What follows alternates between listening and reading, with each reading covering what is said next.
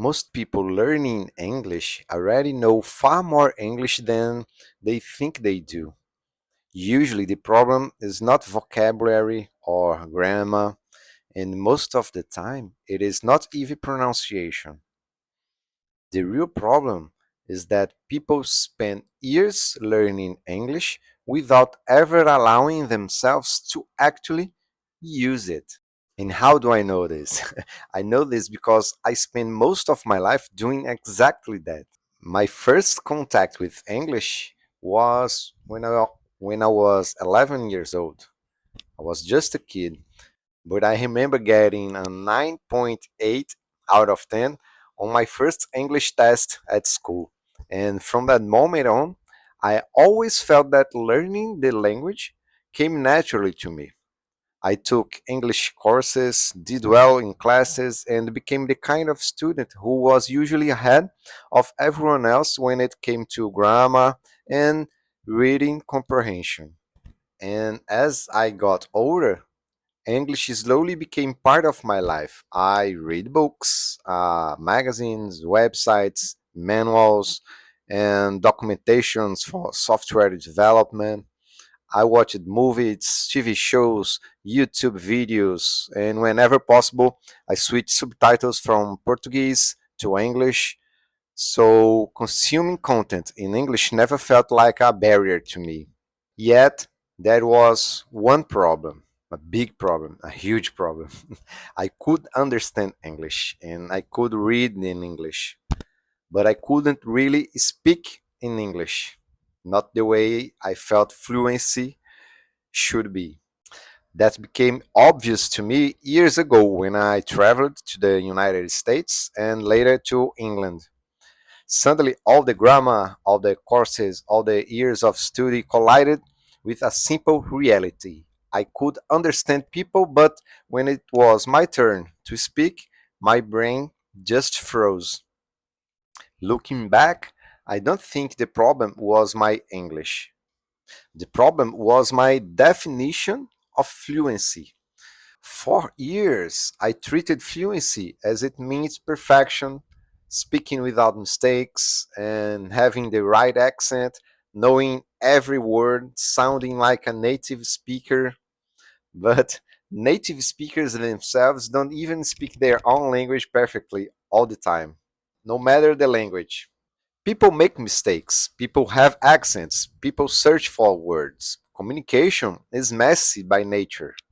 And one thing I also noticed growing up in Brazil is that many learners became afraid of speaking because they expected to be judged. Someone mispronounces a word and immediately becomes the target of a joke. Someone speaks with a strong accent and people start focusing on the accent instead of the message. Maybe someone is doing this right now. Ironically, native English speakers rarely seem to care that much. If they understand what you are saying, the conversation continues. I'm actually curious about this. If English isn't your first language, I'd love to know whether you've experienced something similar. Have you ever avoided speaking because you were afraid of making mistakes, sounding awkward, or being judged for your accent? Just let me know in the comments if you do or if you did. That realization changed the way I think about fluency. Fluency is not perfection, it's functionality.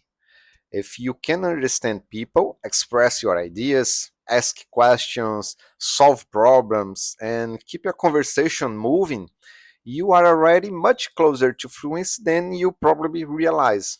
And once you understood that, learn English started looking surprisingly simple.